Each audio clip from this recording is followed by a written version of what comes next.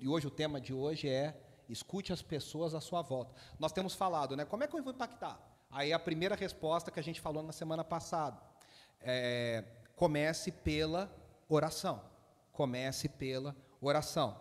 Hoje é o segundo passo para responder. Como é que eu vou abençoar as pessoas à minha volta? E aí, a segunda resposta que nós vamos dar é: escute as pessoas à sua volta. A gente vive num mundo, você já deve ter ouvido essa frase por aí, que a internet deu voz para quem não deveria ter. A gente vive num mundo que todo mundo consegue falar em algum tipo de público. A gente tem, né, os meninos assistem YouTube aí o dia inteiro, quem assiste YouTube, a gente tem os superchats agora do YouTube, que você vai lá e paga um valor para os podcasts, para os programas, lerem o seu comentário. Tem até, esse dia eu estava vendo um podcast, estava assim, se você quer fazer propaganda no nosso podcast, você dá R$200, que aí eles leem a propaganda lá no podcast, porque o pessoal mandava e fazia propaganda quase que de graça. Eles falaram, não, peraí, para fazer propaganda, R$200 aqui no superchat. Né? A gente vive num mundo onde todo mundo tem voz, onde todo mundo quer falar, né? Você com certeza já viu aí algum perfil por aí que a pessoa tem 10 seguidores e está lá, real oficial, né? Você fala, mas oficial do quê, né? Mas a pessoa quer ter um lugar ali para ela comentar o Big Brother, para comentar a série, para falar mal do político, para falar bem do político, para comentar da vida do vizinho, para falar do outro. A gente quer falar. E o mundo de hoje, todo mundo fala, mas pouca gente quer ouvir, pouca gente quer escutar. Eu não poderia deixar de citar aqui a grande dupla de compositores da música brasileira, Roberto Carlos e Erasmo Carlos. Tem uma música gravada nos anos 70, se eu não me engano, foi no disco do Roberto Carlos, chamado Roberto Carlos, em 1971, alguns dizem que é o melhor disco da discografia do Roberto Carlos, é um baita disco, de 1971, e ele gravou uma música chamada Todos Estão Surdos. Essa música tem até uma tagzinha, um riff muito marcante, que é lá, lá, lá, lá, tá, tarará, lá. É bem marcante, bem conhecido. E essa música tem uma frase que diz assim, primeiro que a música chama Todos Estão Surdos. E é uma música que o compositor canta para Jesus. E ele diz assim, muita gente não ouviu, porque não quis ouvir. Tanta gente só ouve o que convém. Eu acho que isso era verdade em 1971, e isso é verdade em 2022. Tanta gente escuta o que convém, o que interessa. A minha avó, depois que passou de uma certa idade, ficou surda, bem surdinha de um lado. E aí você falava coisa, ela não entendia, você falava coisa, ela falava, mas eu não ouvi. Não sei. Mas o que você queria que ela não ouvisse, mas você podia ter certeza, ela sempre ouvia. Você falava assim, mas como é que você ouviu? Eu ouvi, mas o que não precisava, o que não interessava, o que a gente queria, ela não ouvia. E tem muita gente que tem essa surdez seletiva, né? Escuta o que quer, deixa de escutar o que quer. E aí nós temos falado sobre essa necessidade de sermos abençoadores, de gerarmos discípulos, e a gente precisa entender como que a escuta faz parte disso. No mundo de hoje, no mundo que nós vivemos, a gente não consegue abençoar pessoas se a gente não, primeiro, escutar pessoas. A gente não consegue impactar gente se a gente, primeiro, não se dispuser a ouvir. A Stephanie tem um ministério lindo, o Lições do Luto, e eu tenho certeza, eu já vi ela recebendo esse tipo de feedback, e eu tenho certeza que ela escuta isso todos os dias ou todas as semanas, de gente falando, nossa, que bom que você me ouviu, né? Nas rodas de conversa que vocês estão fazendo. A pessoa ela não quer receber uma resposta, ela quer falar, ela quer ser ouvida, ela quer entender que ela importa. E tem uma história na Bíblia que nos mostra bem isso no livro de Atos. Está lá em Atos, capítulo 8, a partir do versículo 26 até o 39. É uma história muito legal, que conta a história de Filipe, o evangelista, com o etíope eunuco. E olha o que diz Atos, capítulo 8, do versículo 26 até o 39. Um anjo do Senhor disse a Filipe, vá para o sul, para a estrada no deserto que liga Jerusalém a Gaza. Filipe partiu e encontrou no caminho um alto oficial etíope, o eunuco responsável pelos tesouros de Cândace, rainha da Etiópia. Ele tinha ido a Jerusalém para participar da adoração e estava no caminho de volta. Sentada em sua carruagem, lia em voz alta o livro do profeta Isaías. Então o Espírito disse a Filipe: aproxime-se e acompanhe a carruagem.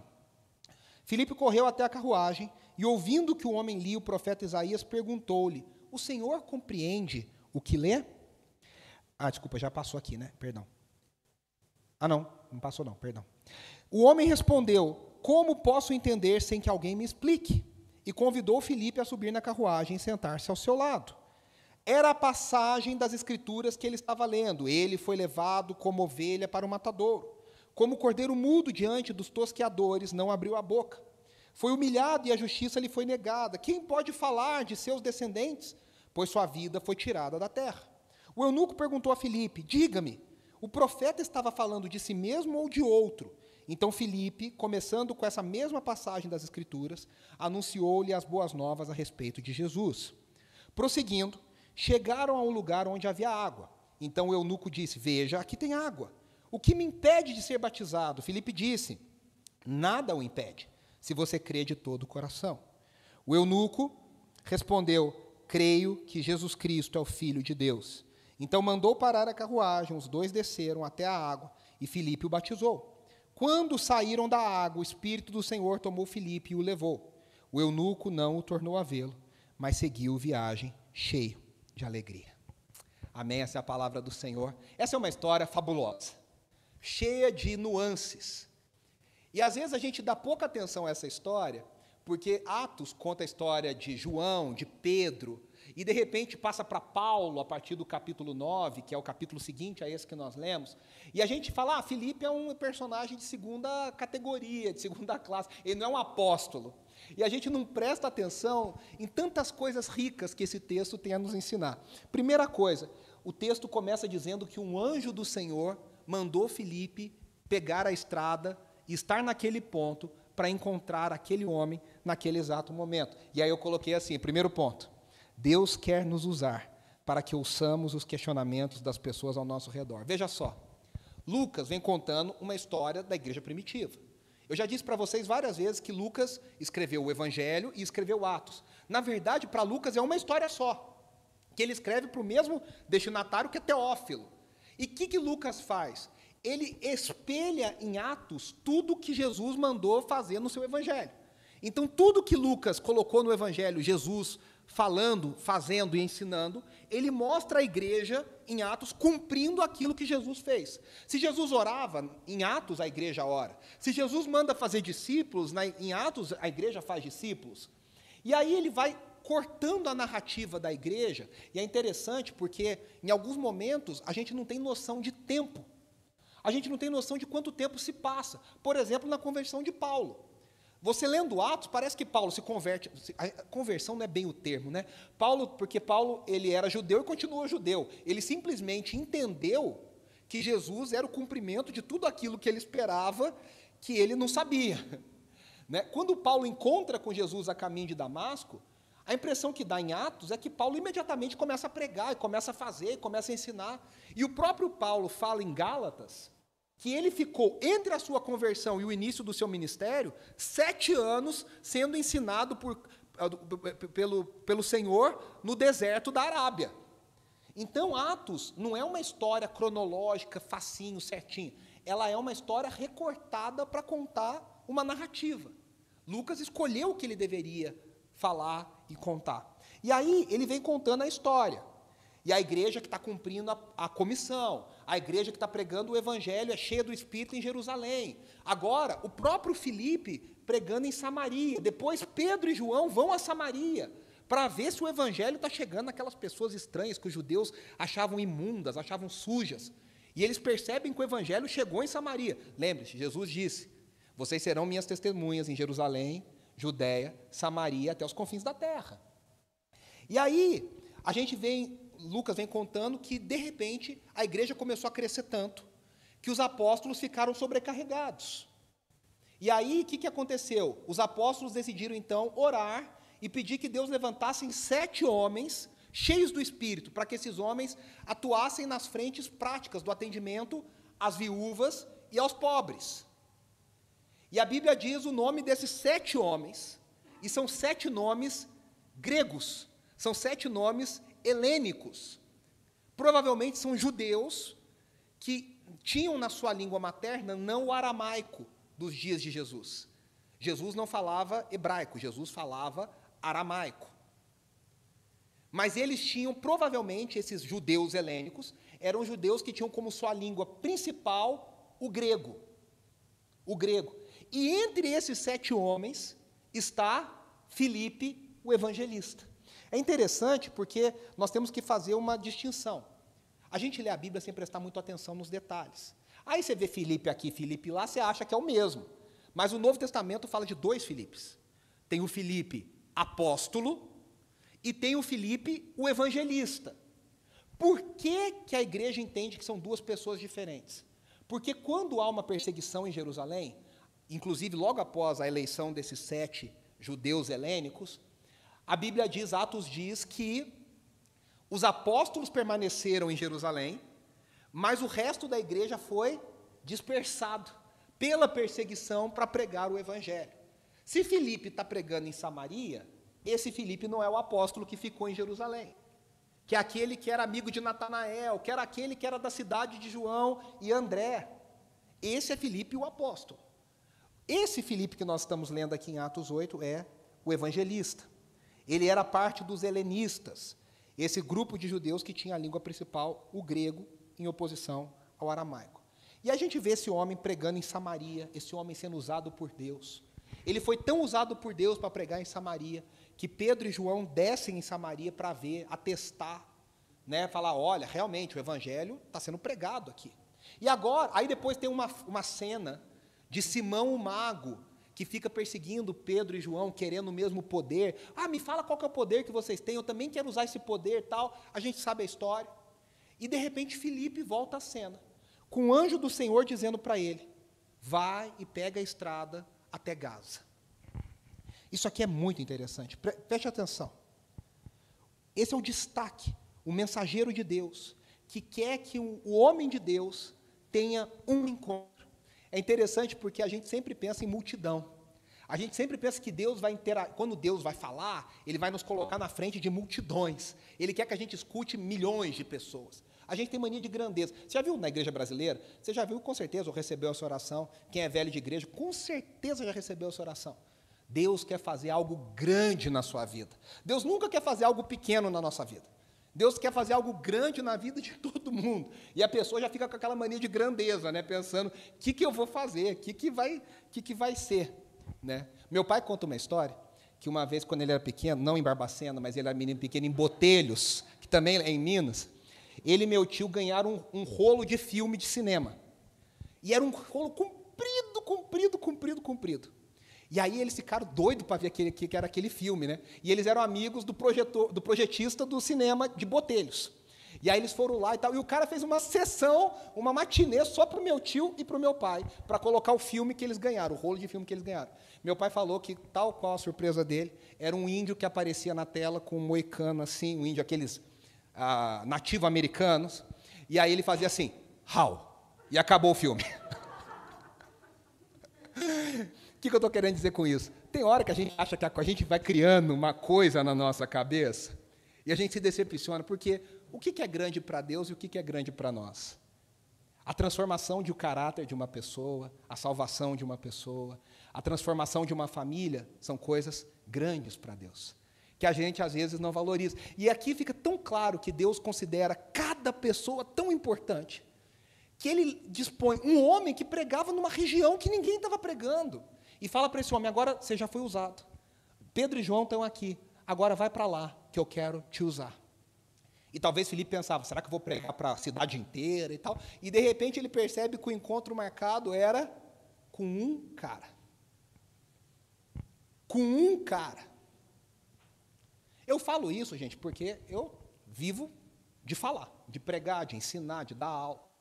Olha, quando tem pouco aluno, né, Lília? A gente tem pouco aluno na turma, dá um desânimo. O professor gosta de sala cheia. A gente quer, né? Claro, a gente quer pregar com gente. Quando tem uma, duas pessoas, fala, não, o que é o desafio? Vou pregar com a mesma energia, vou pregar com a mesma força de vontade. Por quê? Porque a gente nunca sabe o que Deus quer fazer. E aí, é muito interessante, né? Deus se importou o suficiente para mandar um mensageiro alertar Filipe sobre a necessidade de descer para encontrar o etíope. E aí que eu fico pensando, né? Deus quer nos usar para atingir gente que talvez na nossa vida a gente fala, essa pessoa é mais, né? O porteiro do seu prédio, o adolescente que é vizinho lá no prédio, a pessoa que, sei lá, trabalha no supermercado, na padaria. Como que Deus pode nos usar para alcançar essas pessoas? Então, a grande questão aqui é que Filipe deveria se deslocar para esse encontro especial. Esse encontro especial. E até um comentarista escreve um negócio muito interessante. Ele diz assim, esta parte de Atos se distingue do que estava vendo até aqui no seguinte, ao invés de conversões em massa, nós temos 3 cenas seguidas em Atos sobre conversões individuais. Atos 2, Pedro pregou, 3.000 se converteram, depois de novo, mais 2.000, pô, multidão.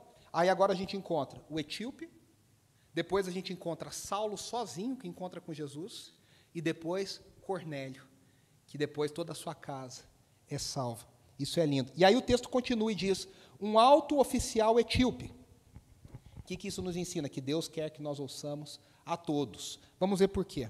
Primeiro, esse homem era um etíope. O que significa isso?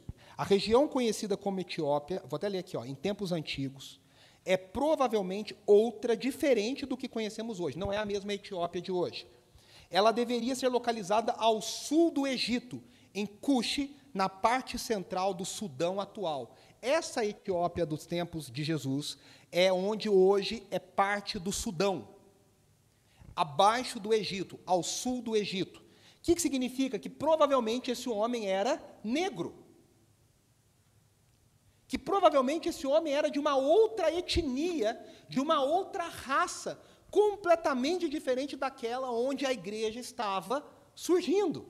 E olha que coisa linda! O evangelho estava atingindo agora não só gregos e judeus, gentios, mas estava atingindo um novo grupo de pessoas, abrindo as portas da salvação, que provavelmente era aquele homem representando a raça negra.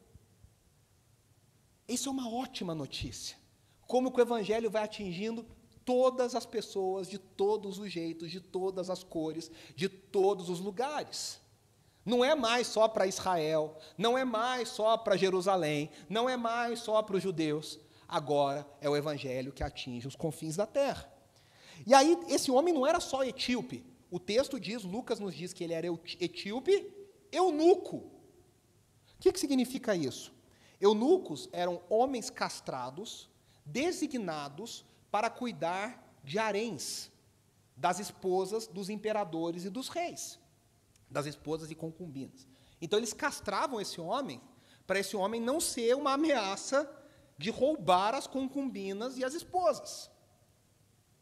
E aí, além disso, os eunucos também, por serem de muita confiança, eles acabavam lidando com o tesouro real, lidavam com o dinheiro, com as finanças do império. Aí um comentarista diz que um eunuco poderia ser simplesmente um alto funcionário do governo, mas não castrado. Só que aqui no caso, Lucas fala que ele era um alto funcionário do governo e eunuco. O que Lucas está dizendo é, esse homem era provavelmente um homem negro, castrado, trabalhava cuidando dos haréns, da rainha e do rei ali, e ele era um homem de confiança, e ele lidava com o dinheiro da rainha. E aí fala aqui o nome de Cândace, que não é o nome da rainha, mas é o título de uma dinastia, a dinastia de Cândace. E aí fala que esse homem tinha ido a Jerusalém. Aí a pergunta que fica é, peraí, mas esse homem saiu lá de baixo do Egito, foi parar lá em Jerusalém, né, ele subiu, passou o Egito inteiro, atravessou. Por quê? Será que ele era um prosélito convertido ao judaísmo? Como é que é o prosélito? Prosélito eram pessoas que não eram de Israel, que se convertiam à fé judaica. Então, eles passavam por um ritual e eles se tornavam judeus. Só que esse homem não poderia ser judeu. Ele não poderia ter se tornado um prosélito convertido ao judaísmo. Por quê? Porque ele era eunuco. Havia uma proibição na lei mosaica que homens castrados não poderiam ter acesso total à comunidade de Israel. Então, provavelmente, esse homem que sai de um país tão distante e vai para Jerusalém participar da adoração em Jerusalém, ele é uma pessoa que simpatiza com a fé judaica, mas ele não pode fazer totalmente parte. Ele sempre se sente um pouquinho excluído. E cá entre nós, não é que ele se sente excluído. Em Jerusalém era o seguinte, ele não podia passar da porta. O templo tinha uma porta, e a porta era assim, mulheres, primeira porta. Aí entravam os homens. Aí na segunda porta eram sacerdotes. Depois os sumos, era um lugar extremamente de privilégios. E esse homem não podia entrar nem no pátio das mulheres, ele ficava no pátio dos gentios. Então ele ia, pensa, ele andava centenas e centenas, talvez milhares de quilômetros, para ficar de fora, para participar da adoração em Jerusalém. Aí talvez você se pergunte, mas como é que esse cara descobriu do Deus de Israel? Porque Israel era um nada perto das nações que existiam naquela época. A gente acha que Israel era o máximo, porque a gente lê sobre Israel. Não, Israel era um nada no mundo. Mas havia uma comunidade judaica que fugiu de Israel e se estabeleceu no Egito. Inclusive, Jesus, nos dias da sua infância, fugiu de Herodes e foi parar no Egito. E essa comunidade judaica era grande. Alguns estudiosos dizem que mais de 1 milhão de pessoas. Então, esse homem deve ter ouvido falar dessa fé, ele se encantou com essa fé, com esse Deus revelado a Israel, e ele foi até Jerusalém. Agora, veja só que interessante. A sua condição não permitia que ele abraçasse totalmente a adoração judaica. Aí, veja só, ele era rico o suficiente para ter um rolo próprio de Isaías. Ele estava, vamos falar, ostentando. Só gente muito rica tinha cópias manuscritas das Escrituras. Esse rolo, olha aqui, dizem os estudiosos que poderia ter de 20 a 30 centímetros de largura, só que ele podia ter de 40 centímetros de comprimento a 3 metros. Então podia ser um rolo grande. E esse homem estava na sua carruagem, um homem importante, um oficial do governo, voltando, e ele estava lendo o rolo de Isaías. A gente não sabe, provavelmente estava já em grego, né, para ele ler, porque ele com certeza não leria no hebraico, mas ele estaria lendo ali. E aí a narrativa de Atos coloca Filipe nesse local estratégico, para ouvir uma pessoa tão diferente dele, de cor diferente, de raça diferente, background diferente, tudo diferente. E esse homem está ali e ele faz uma pergunta. E Filipe estava ali colocado pelo Espírito de Deus para ouvir aquela pergunta.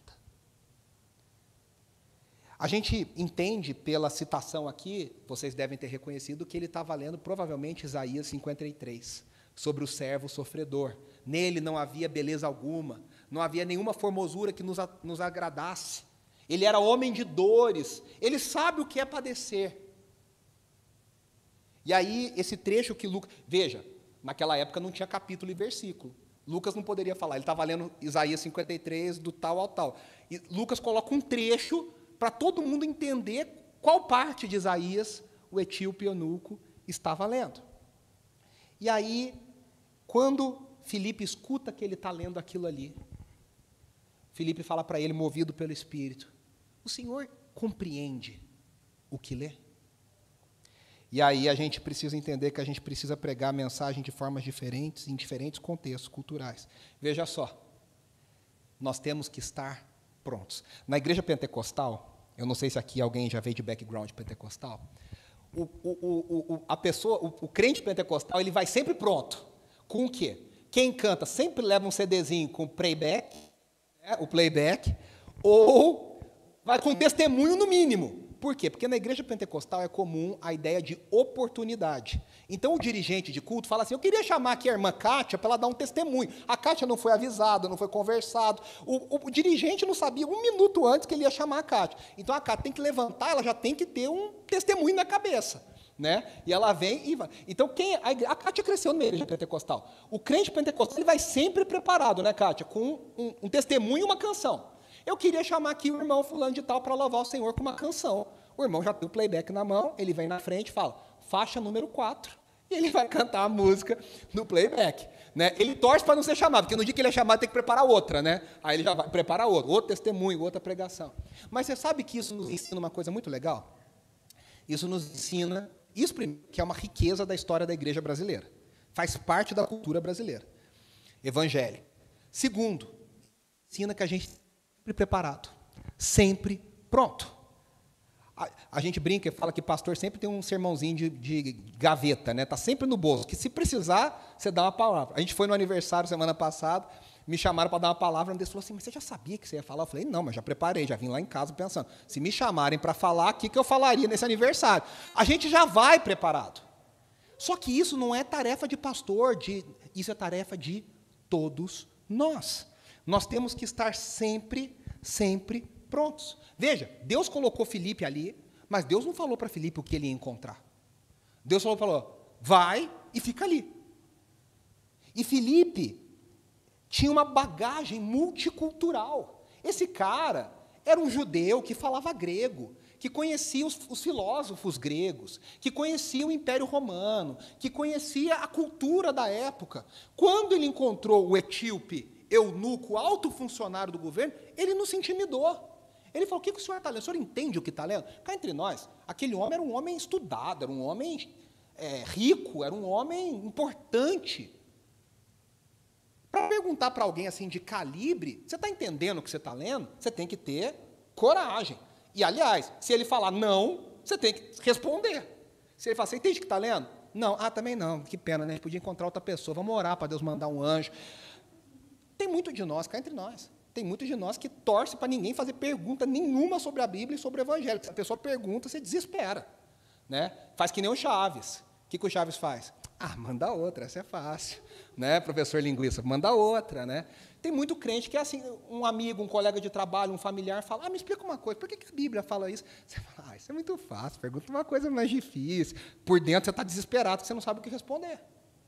Filipe era um cara que tinha uma bagagem cultural que ele foi preparado para entender como que ele poderia pregar o Evangelho para pessoas mais marginalizadas do que ele. Imagine, a gente aqui no Brasil tem muitos sotaques.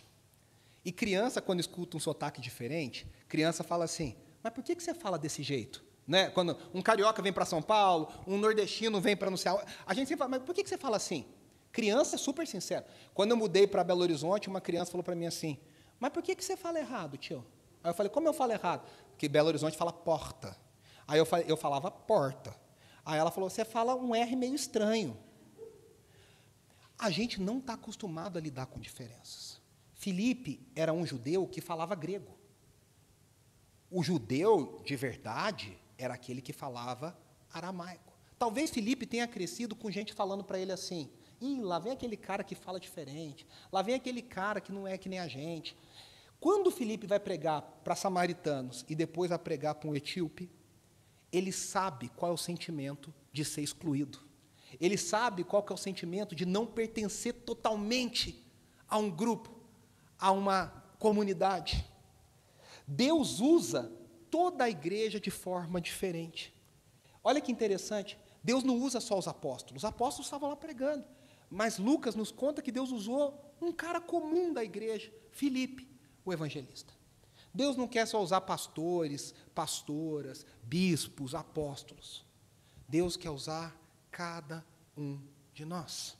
Por isso que todos nós devemos estar prontos. A minha bagagem não é a bagagem do Pedro, a história do Pedro não é a história do Fábio, a história do Fábio não é a história da Carol, a história da Carol não é da Lília. Cada um de nós é um conjunto de circunstâncias, de personalidade, de formação diferente, que nem dois irmãos criados juntos são a mesma pessoa. O Léo e o Lipe são criados juntos no mesmo contexto, no mesmo ambiente. O Léo é uma pessoa, o Lipe é outra. Com características diferentes, com histórias diferentes, com bagagem diferente, com interesses diferentes. Quando o Léo for se relacionar com uma pessoa para falar de Jesus para essa pessoa, ele vai falar de um jeito que o Lipe não vai falar, e o Lipe vai ser usado de um jeito que o Léo não vai ser. Porque nós temos histórias diferentes, e Deus usa toda a igreja. Toda a igreja. Filipe, que não estava entre os apóstolos, poderia falar, mas eu não estou entre os apóstolos, eu fui separado para servir mesa e cuidar de viúva, eu não fui chamado para pregar. Mas ele entendeu que ele tinha que estar, tem uma música aí, eu não sei quem canta, é o pessoal do Black aqui em São Paulo, que fala, estou pronto, sempre pronto, né? Eu estou sempre pronto, sempre preparado. O Stanley pode falar assim, mas eu só toco guitarra. Mas Deus vai cobrar dele que ele esteja pronto para ser usado do jeito como ele é, eu tenho certeza disso. Para testemunhar, para falar, para impactar.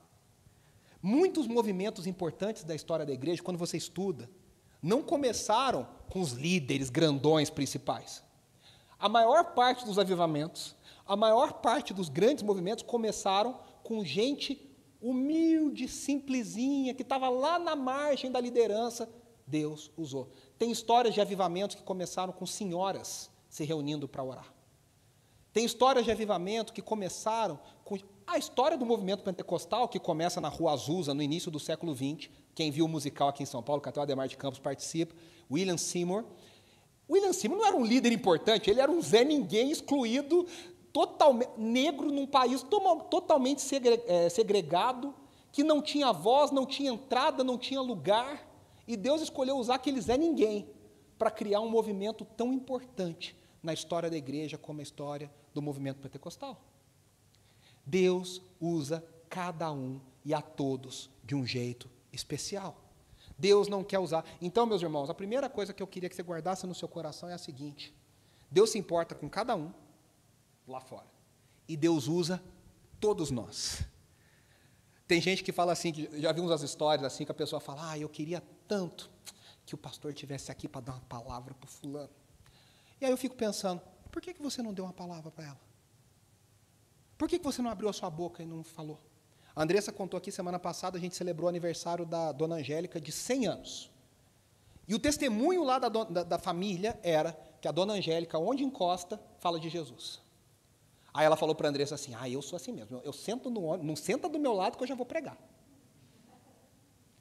Uma pessoa que entendeu que ela não precisa ter título, será que a igreja aceita pastora, não aceita pastora, ela simplesmente foi lá e pregou. Deus usa cada um de nós para falar com cada uma das pessoas com quem nós nos encontramos. E aí, a escuta estratégica, orientada pelo Espírito, se torna um convite para Filipe subir na carruagem. Filipe foi colocado pelo Espírito, ele escuta, ele fala, opa, aqui está meu gancho. E aí aquela pergunta, o senhor está entendendo? Aquela pergunta virou um convite para ele subir na carruagem. E quando Filipe sobe na carruagem, ele começa a estabelecer uma ponte para pregar sobre as boas novas de Jesus. Se nós ouvirmos o que as pessoas estão dizendo à nossa volta, se nós estivermos preparados, nós seremos convidados para nos sentarmos com essas pessoas. Muitas vezes, a gente não é convidado para sentar e falar com essas pessoas, porque a gente nem ouviu, a gente já começou a falar. Qual que é o grande problema? Vamos ser sinceros entre nós aqui, só tem a gente aqui. Qual que é o problema dos evangelismos, muitas vezes? Que a gente não quer ouvir, a gente simplesmente quer jogar goela abaixo uma coisa na vida da pessoa. Você precisa de Jesus, senão você vai para o inferno, você precisa de Jesus, você não escutou nada, você não sabe a história da pessoa, você não sabe o que ela está passando, você não sabe qual que é a dor dela, você simplesmente quer falar. Se a gente escutasse o que as pessoas estão dizendo, escutasse com estratégia, se a gente fosse preparado, o que aconteceria? Você pega um gancho e fala, opa, eu vou daqui.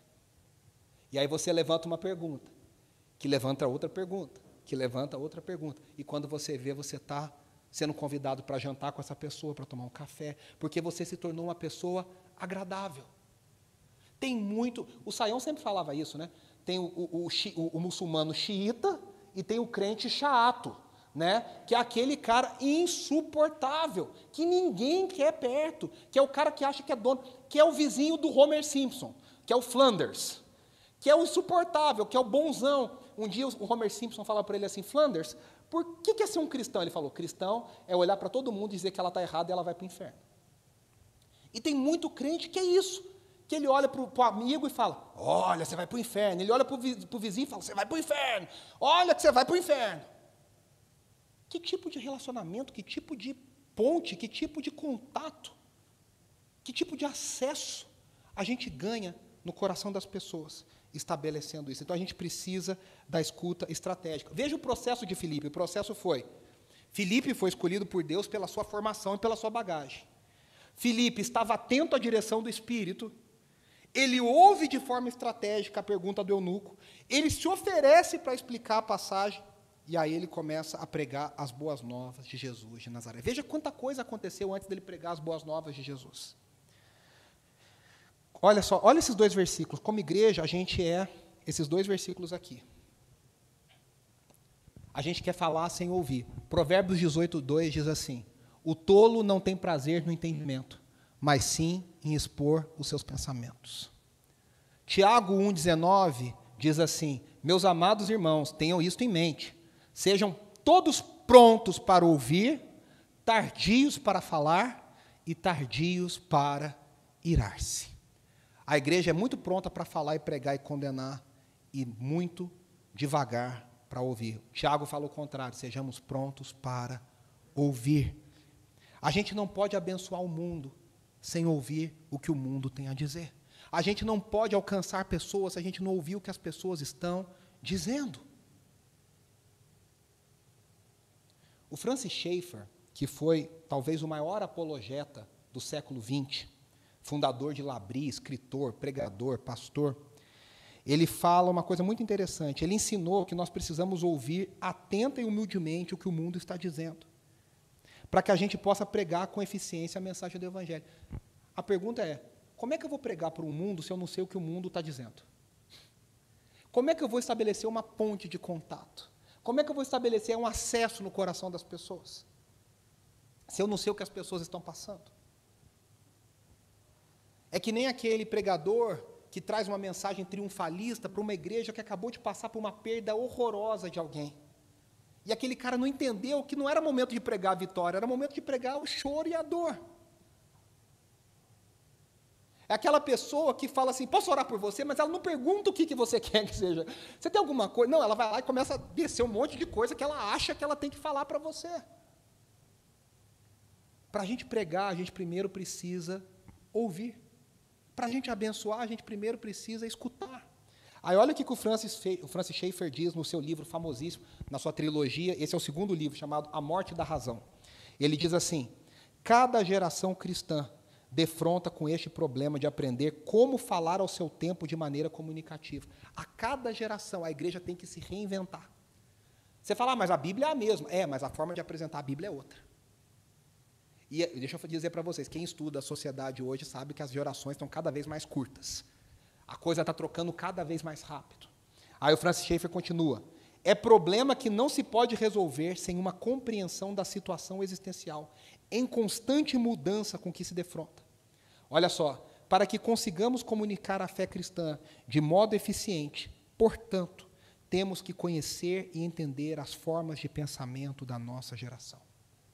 E o Francis Schaeffer, ele vai falando: como é que a gente entende o que o mundo pensa e está sofrendo? Você olha para a arte.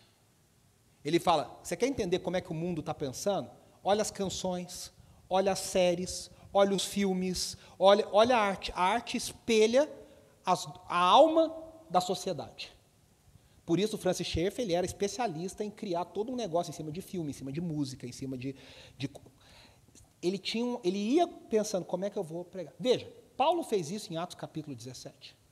Paulo, antes de pregar em Atenas, a cidade mais importante do mundo naquela época, na parte filosófica, Paulo dá uma volta em Atenas. O que Paulo está dando a volta em Atenas? Ele está ouvindo o que Atenas está dizendo e falando.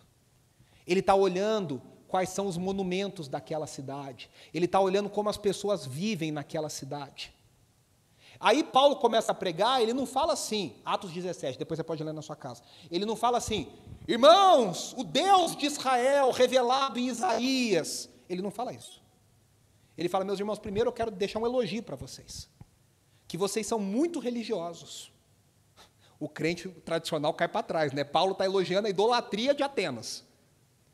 E ele fala: vocês são tão religiosos que eu vi uma estátua. E essa estátua dizia ao Deus desconhecido. Porque os atenienses tinham tanto medo de esquecer um Deus, que eles fizeram uma estátua e falaram: se a gente esqueceu alguém, a gente deixa aqui, ó, todo Deus esquecido é esse aqui, é o desconhecido. Eu sempre digo, né, que esquecer de um Deus, de alguma coisa, não dá certo, né? A Malévola ficou má porque ela esqueceram de dar o convitinho para ela, né? Então, não pode esquecer. O povo lá de Atenas já sabia. Esquecemos de um Deus, é o Deus desconhecido. E aí Paulo tem um versículo na nossa Bíblia, no discurso de Paulo, que a gente acha que é a coisa mais linda. Paulo fala assim, porque nele nos movemos, vivemos e existimos. Aí o crente fala, ai, que coisa linda. Isso não é dito por um profeta de Israel. Isso foi escrito por um poeta grego que nem conhecia o Deus de Israel. E Paulo vê aquilo e fala assim, esse cara não sabia o que estava falando, mas ele está falando do Deus revelado em Jesus Cristo. É como se eu fosse pregar e falasse assim, como diz J. Quest, vivemos esperando o dia que seremos melhores para sempre. E a pessoa fala, ué, mas J. Quest está na Bíblia, eu não estou sabendo. Né? Por quê? Porque a gente está ouvindo o que o mundo está dizendo, quais são as dores, quais são os anseios. É uma escuta estratégica. O que os nossos cantores estão cantando? O que os nossos escritores estão escrevendo? O que os nossos artistas estão pintando? O que o YouTube está dizendo? Quais são as dores desse mundo? Quais são as dores das pessoas? A gente, às vezes, vive numa bolha tão grande que a gente não consegue se comunicar. Aí a pessoa fala de festa, você fala, pô, mas eu não vou em festa. Aí a pessoa fala de bebida, aí você não fala, mas eu não bebo. Aí a pessoa fala, você fala, mas eu não assisto. Tinha uma época que era assim, não tinha nada. O crente tinha televisão escondida dentro do armário. Mas não podia falar que tinha, né? Então a pessoa falava e falava, não sei. Você fala, novela, não estou sabendo. Você viu que eu não estou sabendo. Quando a gente podia ser muito bem alguém que pega, sabe, vou pegar o último capítulo de novela que eu vi, assim, que foi um sucesso no Brasil, o último capítulo da Avenida Brasil, e ao invés de criticar quem está assistindo a Avenida Brasil, falar assim, caramba, essa é uma história de perdão, essa é uma história de redenção, essa é uma história de reconciliação. A gente tem que ouvir pensando, como eu posso falar de Jesus através dessa situação?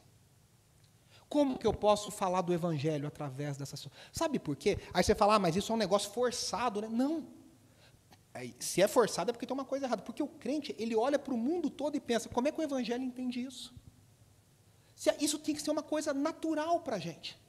O crente, naturalmente, tem que ser alguém que vê qualquer coisa e fala, opa, o Evangelho rejeita isso. Não, opa, o Evangelho reforça isso.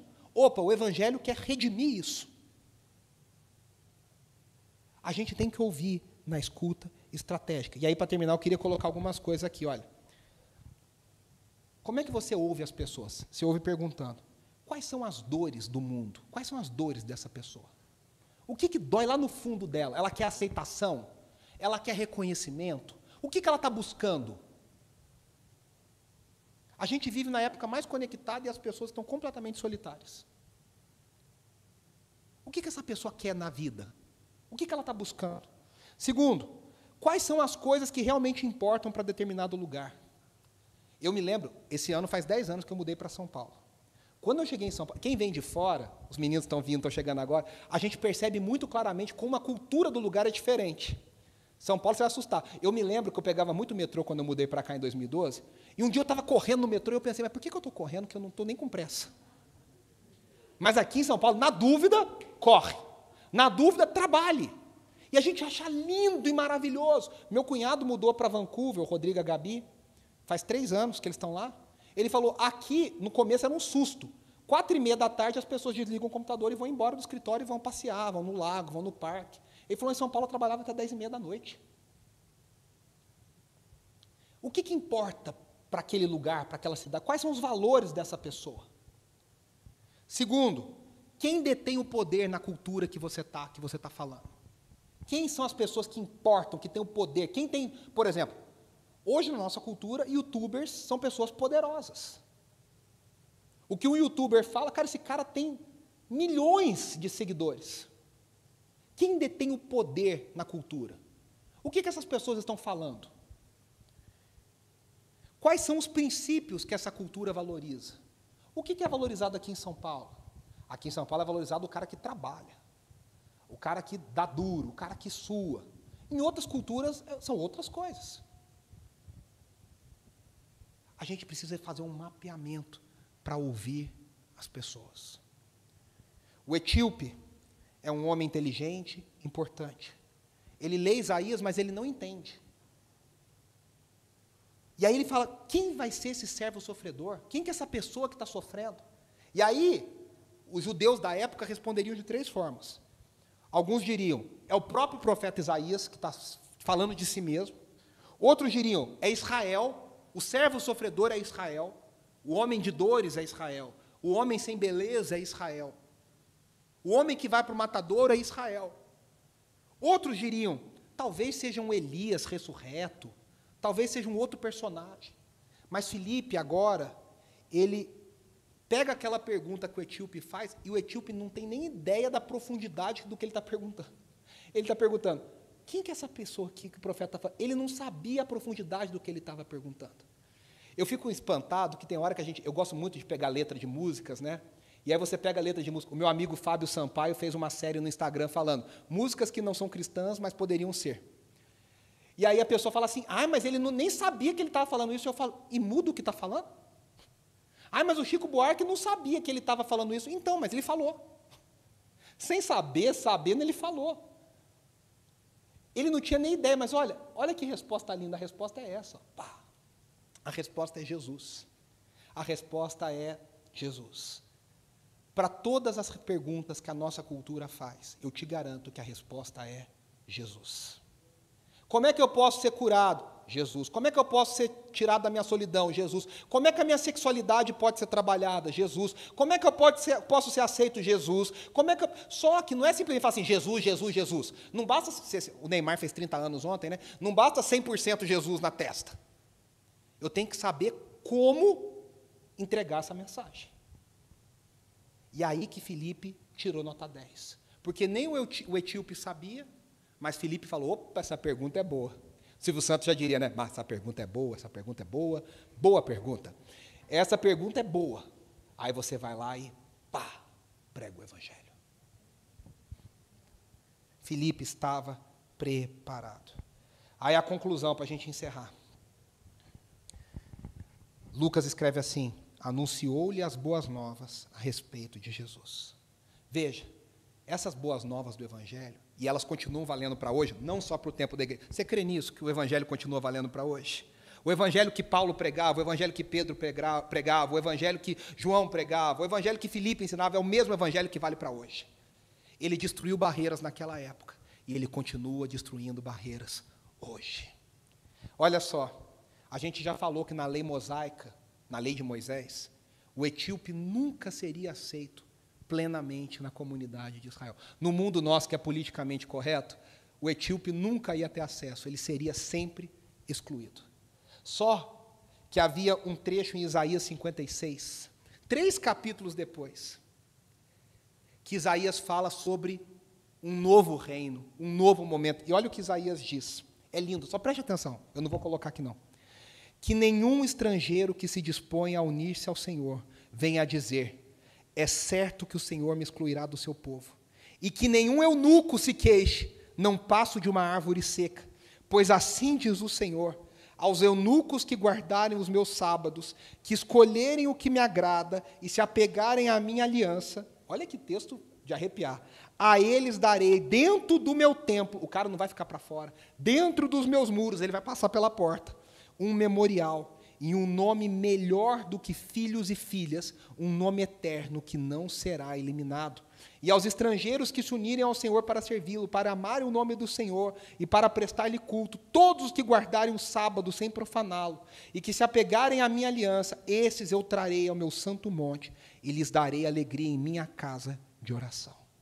É Deus dizendo, eunucos, vocês não são aceitos, mas um dia vocês serão aceitos dentro da minha casa, dentro da minha família. Vocês terão um nome melhor que filhos e filhas. E aí Filipe está pegando aquele eunuco e está dizendo, meu irmão, esse momento chegou. Esse momento chegou. O véu que separava não separa, o muro que existia não existe mais. Agora nós somos um em Cristo Jesus. Agora você faz parte da mesma comunidade que eu faço parte. Você era excluído, agora você é filho. Você era deixado de fora, agora você está dentro. Gente, se isso não é boa notícia, eu não sei o que é. Diga, sabe aquele vendedor que fala assim, me fala uma coisa que eu vou te mostrar que meu produto resolve. Diga uma coisa que pode separar alguém de outra pessoa. O Evangelho derruba essa coisa. Ah, mas ele é pobre, o Evangelho é para os pobres. Ah, mas ele é negro, o Evangelho é para os negros. Ah, mas ele é rico, o Evangelho é para os ricos. Ah, mas ele é branco, o Evangelho é para os brancos. Ah, ele é grego, o Evangelho é para os gregos. Ah, ele é judeu, o Evangelho é para os judeus. Ah, ele é homossexual, o Evangelho é para os homossexuais. Ah, ele é heterossexual, o Evangelho é para o heterossexual. Ah, ele é dos Estados Unidos, o Evangelho é para quem é americano. O Evangelho é para todos, Cristo é tudo em todos. E essa é a boa notícia. O Evangelho, ele confronta todos nós, ricos e pobres, brancos e negros, brasileiros e americanos.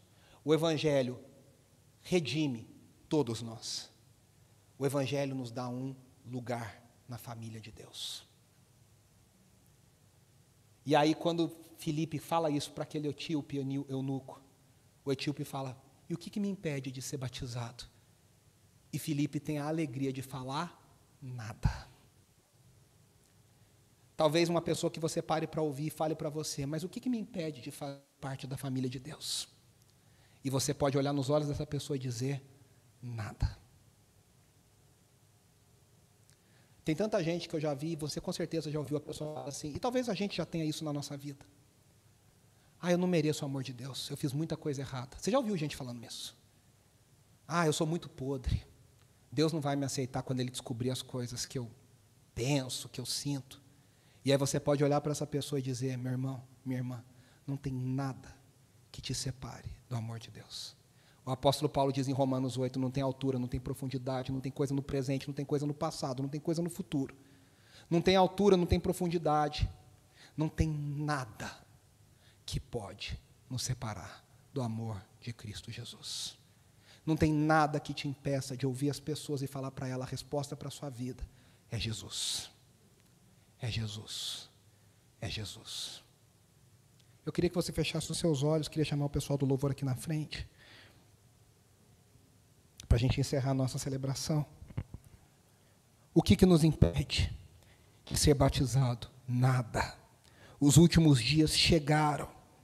Os últimos dias chegaram. Eu queria que você fechasse os seus olhos e você pedisse ao Senhor. Peça ao Senhor: Senhor, me usa para ouvir as pessoas à minha volta. Senhor, me usa para que eu seja um canal de bênção na vida das pessoas, para que eu seja um canal de bênção na vida de quem me cerca, dos meus vizinhos, dos meus colegas de trabalho, dos meus familiares, dos meus amigos mais próximos, na faculdade, na escola, na academia, no crossfit, aonde eu estiver, aonde eu for, que eu seja um canal de bênção. Senhor, que eu possa aprender a ouvir o mundo. Senhor, que eu possa aprender a pregar o Evangelho, que eu possa aprender a apresentar Cristo, não de forma goela abaixo das pessoas, mas que eu pregue o Evangelho, que eu pregue o Senhor de forma natural, de forma contextualizada, de forma amorosa, de forma sábia, de forma responsável. E para as dores desse mundo, para as dores de solidão, para as dores de depressão, para as dores de exclusão, para as dores de problema de identidade, que nós saibamos que a resposta é Cristo, Cristo, Cristo. Ele é tudo em nós, Ele é a esperança da glória, Ele é tudo que nós temos. Senhor, nos ajude a termos sabedoria, que nós sejamos abençoadores, abençoadores, abençoadores. No nome de Jesus. Amém, amém e amém. Antes da gente encerrar, nós vamos cantar essa canção Grande ao Senhor. Eu queria só dizer uma coisa. Ao longo dessa semana, nós vamos ter no nosso Instagram, lá no @ibmetro.oficial, se você não segue, pode seguir. Ou no Telegram, se você não faz parte, pode fazer parte. Nós vamos ter dicas práticas ao longo dessa semana de como a gente pode ouvir melhor as pessoas. Eu não sei quantos viram no Instagram, semana passada a gente falou sobre oração. E aí saiu no Instagram essa semana. Como que a gente pode orar pelas pessoas? Né? Porque às vezes a gente fala assim: vou orar pelo meu amigo, eu não sei orar. E aí lá tem várias orações. Você vai orar por isso, você vai orar por aquilo, você vai orar por isso, por isso, por isso. Né? Ajuda pra caramba. Eu sei que essa semana eu já orei assim: vou orar esse versículo aqui, vou orar isso aqui. Né, Ana? Legal pra caramba. Olha, eu quero orar que ela seja cheia do conhecimento de Deus. Eu quero orar que isso. E da mesma forma, como é que a gente pode ouvir? Tem algumas dicas. E aí a gente vai acompanhando no nosso Instagram. Você que está online com a gente pode acompanhar também. Vamos ficar em pé para a gente cantar essa canção mais uma vez, encerrando a nossa celebração.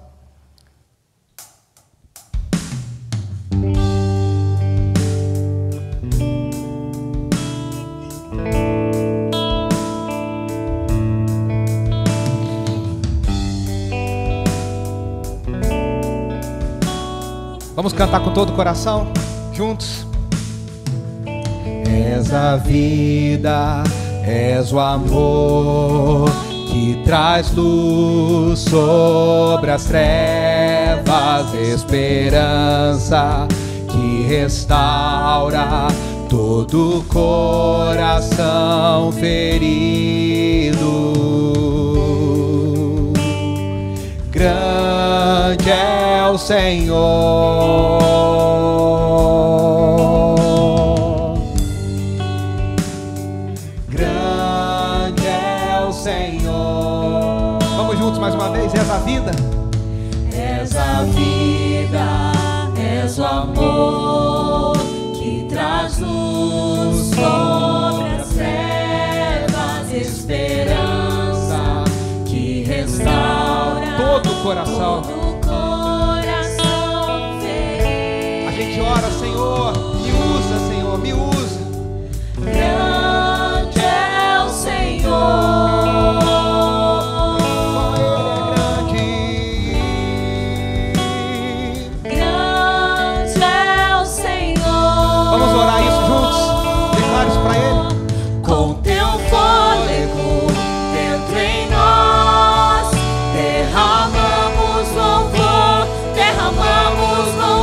com teu fôlego dentro em nós, derramamos louvor somente a ti. Usa-nos, Senhor. Usa-nos, Senhor, para a tua glória. És a vida, és o amor que traz luz sobre as trevas, esperança Que Deus nos use que para restaurar todo o coração. todo coração ferido. Só há um Deus grande. Grande é o Senhor, Grande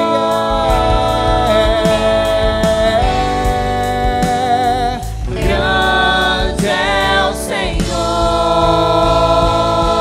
Nós clamamos Com teu fôlego dentro em nós, derramamos louvor, Nós derramamos bênção, nós derramamos alegria, nós derramamos esperança. nós derramamos louvor só a ti. Com teu fôlego dentro em nós, derramamos louvor, com teu fôlego dentro em nós, derramamos louvor somente a ti. E a nossa oração é para que toda a terra seja alcançada. Ricos e pobres, brancos e negros, rapazes e jovens, crianças e velhos, todos sejam alcançados pelo amor de Cristo Jesus. Vamos declarar isso juntos? Toda a terra entoará, meu ser, meus ossos cantarão. Grande é o Senhor, o vale de ossos secos viverá. Toda a terra entoará, Haverá meu ser, vida. meus ossos cantarão. Grande é o Senhor. Se você puder levantar suas mãos e declarar conosco. Toda a terra entoará, meu ser, meus ossos cantarão. Grande é o Senhor. Mais uma vez, toda a terra. Toda a terra entoará, meu ser, meus ossos cantarão. Grande é o Senhor. Com teu fôlego dentro em nós, derramamos louvor, com teu fôlego dentro em nós, derramamos louvor A ti, com teu fôlego dentro em nós, derramamos louvor, com